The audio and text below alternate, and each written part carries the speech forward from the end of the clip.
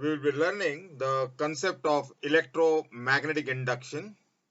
In this part of the chapter, we will be learning the concept of magnetic flux, Faraday laws of electromagnetic induction, Lenz's law, concept behind motional EMF and induced EMF. So the question here arises, what is electromagnetic induction? In simple words, it is nothing but the generating the induced EMF or induced currents by time varying magnetic fields.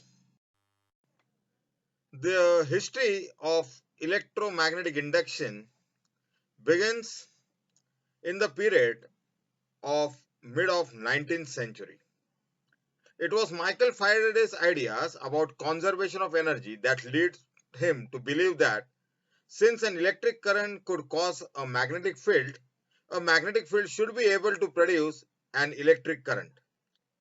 He demonstrated this principle of induction in 1831. Now, we will be learning the concept of magnetic flux. In order to learn the concept of magnetic flux, it's necessary to choose a small area on a given surface. Draw an outward normal to that surface that will represent the area vector. The area vector is always perpendicular to the given surface. Now the figure B shows that the magnetic lines of forces are passing through this given surface or the loop. So the angle made by the magnetic induction B with the area vector gives you the net flux passing through that surface. So phi is equal to vector A dot with vector B. The angle theta between A and B is the angle at which the loop has been tilted. So if you take into consideration an entire surface, then on that entire surface you can select a small surface area and draw a outward normal and label it as vector ds. The magnetic induction B makes an angle theta with this vector ds. So the flux through ds can be written as B dot with ds. Remember, B and ds both are vector quantities. So the net flux passing through the entire surface is the integration of all the fluxes that are passing through all the small ds that are taken into consideration. Therefore, phi of B is equal to integral over the surface as vector B dot product with vector ds, which can also be written as BDS cos of angle theta. The SI unit of magnetic flux is Weber. 1 Weber is equal to 1 Tesla square meter.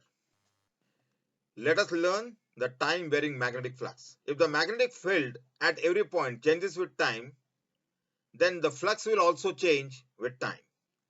So if you write flux as a function of time, then it is equal to integral over the surface vector B, which is a function of time, dot product with the area vector, say dA.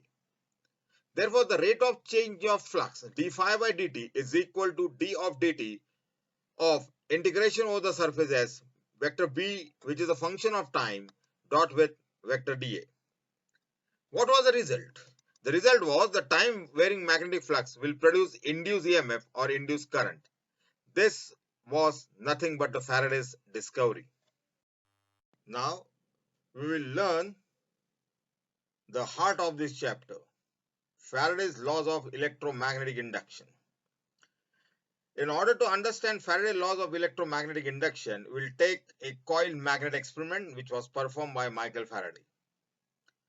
In the figure, it is clear that there is a stationary coil which is connected to a sensitive galvanometer, and a magnet is moved towards the coil with certain velocity v. That means there is a relative motion between a coil and a magnet. As the magnet is moved towards the coil with certain velocity v, the time varying magnetic fields are produced, which will be linked with the coil. That means there is a time varying magnetic flux that will get linked with the coil. This time varying magnetic flux will produce the induced current or induced EMF in this coil that will flow through this coil, and that will be detected by a sensitive galvanometer. This is equally possible if I keep the magnet stationary and move the coil with certain velocity v towards the magnet. The other way around, the same experiment can be carried out by using two coils. One coil we'll call as a primary coil, to which this battery is connected, and a key, and this key will be acting like a tap key. That means I can make and break the circuit. In the vicinity of this first coil called as a primary coil, we are keeping the second coil known as a secondary coil, and this secondary coil is connected to the galvanometer. When I switch on and switch off the key, that means I am using it like a tap key, tapping the key, making and breaking the circuit, the time varying currents will be produced. This time varying currents will produce a time varying magnetic flux or magnetic fields that will be linked with the second coil. As there is a time varying magnetic flux linked with the second coil, the induced current or induced EMF will be generated that will be detected with the help of the coil magnet experiment. Faraday put forth the laws of electromagnetic induction. Let us see the first law of electromagnetic induction. Whenever there is a change of magnetic flux in a closed circuit, an induced EMF is produced in the circuit. Faraday's second law of electromagnetic induction. The magnitude of induced EMF produced in the circuit is directly proportional to the rate of change of magnetic flux linked with the circuit. This law is known as the quantitative law, as it gives the magnitude of the induced EMF. If phi is the magnetic flux that is linked with the coil at any instant of time, then the magnitude of induced EMF is directly proportional to the rate of change of magnetic flux. So we can write E directly proportional to d phi by dt. Removing the proportionality sign and putting the proportionality constant K, E is equal to K d phi by dt. If E, phi and T are measured in the same system of units, then that constant of proportionality K takes the value 1. Therefore, according to the Faraday's second law of electromagnetic induction, E is equal to d phi by dt. The photograph shows the Faraday's coil magnet experiment. You can see here the experimenter is moving the magnet towards a coil of n turns. As the coil is moved, there is a relative motion between a coil and a magnet. The galvanometer is showing the deflection that proves that the induced currents are generated in the coil. If we say that phi dash is the flux associated with the single turn, then the total flux phi for a coil consisting of n turns is magnetic flux phi, that is the total magnetic flux phi, is equal to n times phi dash. Therefore, E is equal to minus n d phi dash by dt. Minus sign or the significance of this negative sign can be learned using Lenz's law. In the previous slide, we saw that a negative sign appeared in the Faradayan equation. The physical interpretation of this negative sign was given by Lenz's law, which is based on the concept of electromagnetic inertia and conservation of energy. The law states that the direction of induced EMF or current is such that it opposes the cause that has produced it. Let us learn the significance of negative sign in the Faraday's equation and the concept of Lenz's law, or rather we can say what is the physical interpretation behind Lenz's law by the motion of a magnet towards a loop. The diagram shows a stationary loop and a bar magnet is approaching the loop with certain velocity v. In the figure, it's quite clear that the north pole of the bar magnet is facing the loop. If the north pole is facing the loop and moved with a certain velocity v, the current in the loop will be generated. Those currents are known as the induced currents, and these induced currents will flow in an anti-clockwise sense. Therefore, this current carrying conductor, which is a circular current carrying loop, will produce a magnetic field at its center, and this magnetic field will have a north pole which is facing the north pole of a bar magnet. That is, the dipole moment will be directed from south to north. On the other hand, if the south pole would have been facing the coil, then the current will flow in a clockwise sense and the dipole moment will be exactly opposite to that what is shown in the figure. This is because the coil will try to maintain a constant flux with it. This is nothing but the phenomena of electromagnetic inertia. So the Lenz's law gives you the concept of electromagnetic inertia. When a bar magnet with the north pole facing experiences a force of repulsion, then the work has to be performed by the bar magnet, and therefore this mechanical work done gets converted to electrical energy. So the Lenz's law is also based on law of conservation of energy. Let us combine the Lenz's law and the Faraday's laws.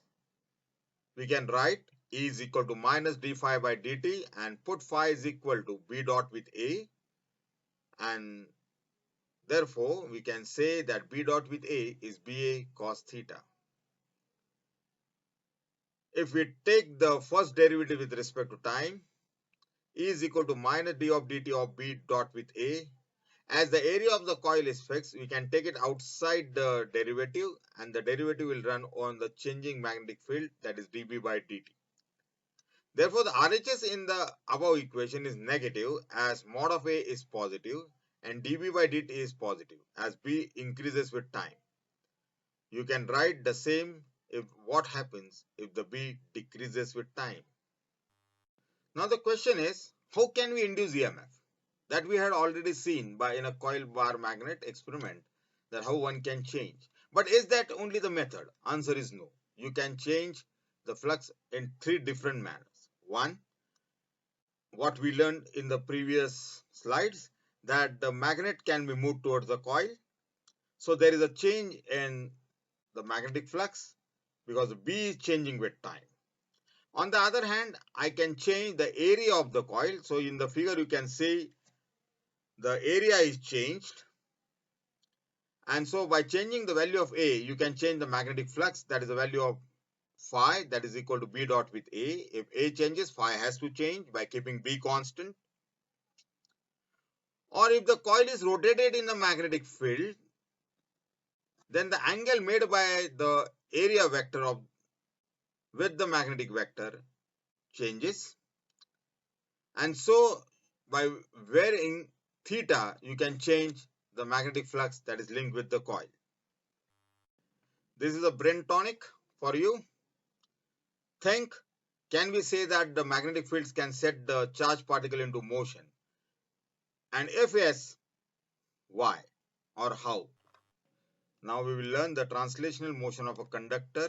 We know that whenever there is a relative motion between a coil and a magnet, EMF is induced in the conductor, or the currents are induced in the conductor. The figure shows here a rectangular frame ABCD, which is kept in a uniform magnetic field of induction B, which is directed into the plane of the page. This rectangular frame has a movable part, CB. That means this part of the rectangular frame CB can be moved inward or outward. Let X be the length of the conductor and L be the breadth of the conductor. So the total area is L into X. If the frame is stationary, that means the part CB is not moving with time, then the constant magnetic flux is linked with this frame. But if we move the frame, that is a part of the frame CB towards right with velocity v, then the area of the rectangular frame increases. This increases the magnetic flux that is linked with the coil. Therefore, magnetic flux, which is equal to B into A, which is equal to BLX, will also change with time. Therefore, according to the Faraday's equation, E equals d phi by dt, E is equal to d of dt of BLX, B and L can be taken outside the derivative, and the derivative will run only on X. So the resultant EMF that is induced is B into L into V. When the segment CB is moved towards the right, a charge Q in the wire BC also moved towards the right with velocity V. This results into a force that will act on the electron, known as a Lorentz force, and this Lorentz force is given by F is equal to QVB sine theta. As the angle between the magnetic induction B and velocity vector V is 90 degrees, the Lorentz force that will act on the electron will be equal to QVB. The electrons will get drifted towards point B. According to the right hand rule, the positive charges will get drifted towards point C, and the electric field will be set up between C and B. The work done is force into displacement, so F is equal to QVB sine theta into X. Therefore, the EMF induced is equal to work done upon charge, which is equal to QVB sine theta into X upon Q. Q gets cancelled, and sine theta is equal to 1. So EMF induced is equal to VB into X. If X and L are equal, then the maximum EMF induced will be B into L into V. Now we will learn the motional EMF in a rotating bar. The figure shows a bar pivoted at one end and it is rotating in an anti-clockwise sense in a magnetic field which is directed into the plane of the paper. Consider a small segment dr on this entire length of the rod. Now, while observing, we will be observing the small segment that is rotating in this uniform magnetic field of induction B. This small segment is located at a distance small r from the pivot. We are aware that when a translation motion in a conductor takes place, the maximum EMF that is generated is B into L into V. On the same lines, we can write the induced EMF dE generated into the small segment dr is equal to B into V times dr. Therefore, the total induced EMF in the rotating rod will be the integration of dE. Therefore, E is equal to integral of dE, which is equal to integral of BV dr. We know that the relation between the linear velocity and angular velocity is V is equal to R omega. Therefore, E is equal to integral B omega R dr, which is equal to B omega integration 0 to L R dr. The integration of R dr is R square by 2. Substituting the upper limit first and then the lower limits, we get induced EMF is equal to half B omega L square.